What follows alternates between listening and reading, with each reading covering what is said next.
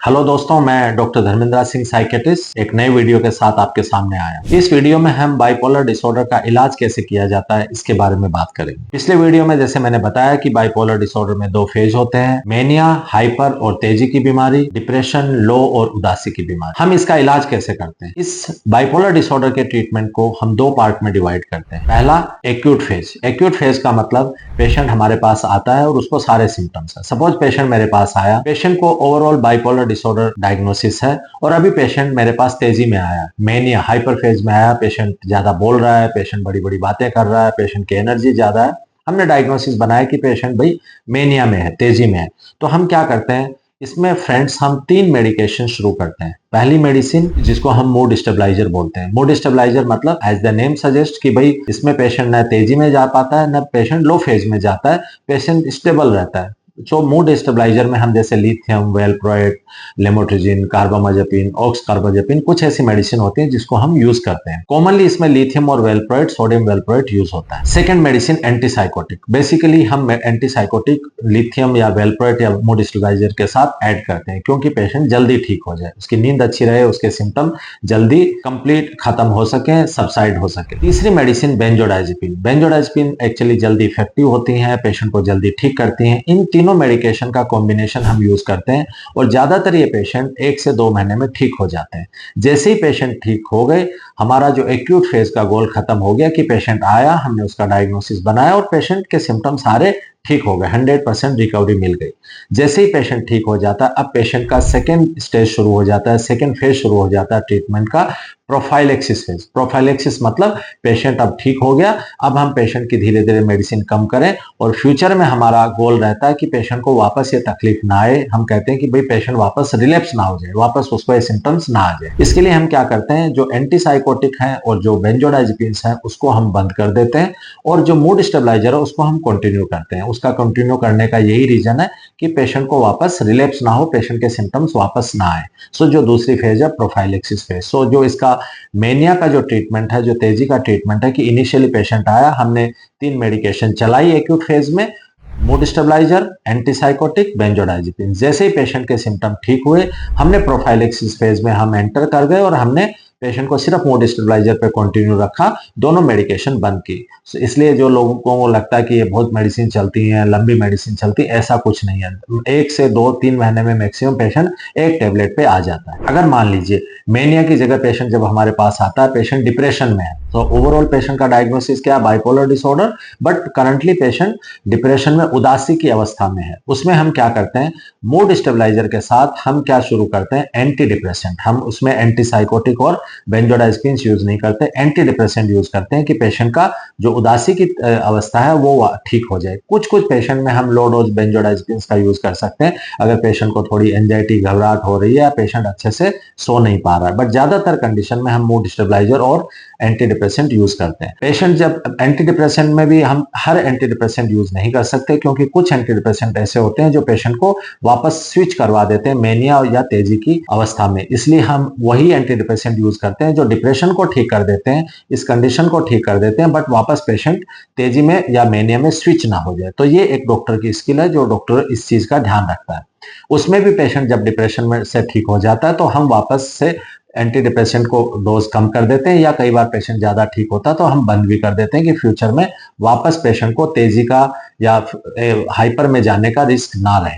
तो हम चाहे मेनिया फेज हो, चाहे डिप्रेशन फेज हो, या तेजी की तकलीफ हो या उदासी की तकलीफ हो, दोनों में हम मेडिकेशन शुरू करते हैं और 2-3 महीने के बाद जब पेशेंट ठीक हो जाता है तो हमारा गोल रहता है कि पेशेंट को जो प्रोफाइलेक्सिस फेज है, सिर्फ पेशेंट एक टेबलेट पे रहे, मूड स्टेबलाइजर पे रहे, बाकी मेडिसिन हम बंद कर देते हैं। तो ये हमारा फार्माकोलॉजिकल इंटरवेंशन है, मतलब मेडिसिन का इलाज कि हम बाइपोलर डिसऑर्डर में क्या मेडिसिन देते हैं। उसके अलावा दोस्तों हमारा सेकंड जो इंटरवेंशन है वो हम कहते हैं नॉन फार्माकोलॉजिकल, मतलब साइकोथेरेपी, काउंसलिंग, बातचीत का इलाज। तो इसमें हम क्या करते हैं, इसमें बाइपोलर डिसऑर्डर में क्या इंपॉर्टेंट होता है, हम बोलते हैं psycho education session. Psycho education session मतलब पेशेंट को हम अवगत कराते हैं कि पेशेंट के क्या क्या इसमें सिम्टम्स होते हैं। मेनिया, तेजी किसको कहते हैं, डिप्रेशन, उदासी की तकलीफ किसको कहते हैं, बाइपोलर डिसऑर्डर ओवरऑल डायग्नोसिस कैसे बनता है, इसके क्या क्या कारण होते हैं, इसके क्या क्या कारण होते हैं बाइपोलर डिसऑर्डर होने के, मैं वो अलग वीडियो में डिस्कस करूंगा। तो ये सब चीजें पेशेंट को बताते हैं। उसके अलावा हम पेशेंट की दिनचर्या पे फोकस करते हैं। बाइपोलर डिसऑर्डर के पेशेंट का टाइम पे सोना, टाइम पे उठना, उसका जो डे टू डे एक्टिविटीज है उस वो बहुत इंपॉर्टेंट है। मान लीजिए एक पेशेंट है, वो बिल्कुल मेडिकेशन पे ठीक रह रहा है, उसको कोई दिक्कत नहीं है, अचानक से मान लीजिए वो किसी शादी में चला गया, ऐसे फंक्शन में चला गया जहाँ पे वो 2-3 दिन सो नहीं पाया, उसने खूब इंजॉय किया, डांस वांस किया, इंजॉय कर रहा है, बट उसकी वजह से वो वापस तेजी में या मेनिया में जा सकता है। या पेशेंट के घर में कोई किसी की डेथ हो गई या कुछ ऐसा इंसिडेंट हो गया जो कि पेशेंट उस माहौल में रहता है, पेशेंट वापस उदासी में जा सकता है। तो आपको ये ध्यान रखना होगा कि बाइपोलर डिसऑर्डर का पेशेंट अचानक से तेजी में, अचानक से बहुत ज्यादा खुशी वाले माहौल में या अचानक से बहुत गम वाले माहौल में नहीं जा सकता। अदरवाइज वो वापस तेजी में या उदासी में उसके जाने के चांसेस रहते हैं।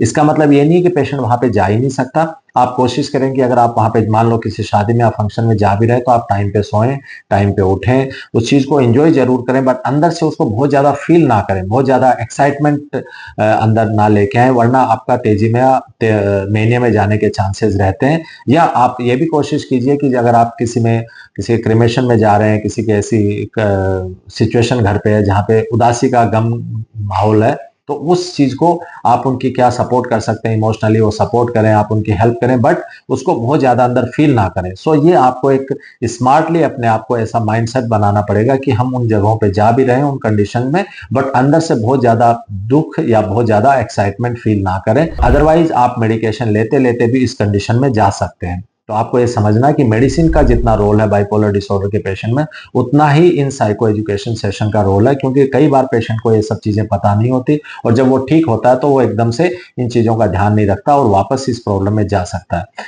देखिए, ये इसका नॉलेज इसलिए इंपॉर्टेंट है कि अगर मान लीजिए बाइपोलर डिसऑर्डर का पेशेंट जल्दी मेरे पास आ जाता है तो वो आगे हम उसको फ्यूचर एपिसोड से बचा सकते हैं। उसके जितने कम उदासी के, तेजी के एपिसोड्स आएंगे उतना उसका प्रोग्नोसिस बेटर रहता है, वो वापस बीमार नहीं होगा और कई हो सकता है कि कुछ सालों में उसकी मेडिसिन बंद भी हो जाए। इसलिए इसकी जानकारी बहुत जरूरी है, इसका अवेयरनेस बहुत जरूरी है, क्योंकि कई बार मेरे पास ऐसे पेशेंट आते हैं, वो कहते हैं कि सर मैं जैसे पूछता हूँ कि भाई आप को थायराइड की प्रॉब्लम है, आप उसकी मेडिसिन ले रहे हो, इसकी लेने में क्या दिक्कत है? वो कहते हैं सर वो तो बीमारी है। तो आप समझिए इस वर्ड से, इस सेंटेंस से क्या मतलब समझ में आता है कि कई लोग इसको बीमारी ही नहीं समझते। उनको लगता है कि जैसे डायबिटीज की प्रॉब्लम है, जैसे हाइपरटेंशन की प्रॉब्लम है, जैसे थायराइड की प्रॉब्लम, जैसे मेडिकल इलनेस होती है, वैसे ये भी एक मानसिक और साइकोलॉजिकल प्रॉब्लम है, ये ब्रेन की प्रॉब्लम है।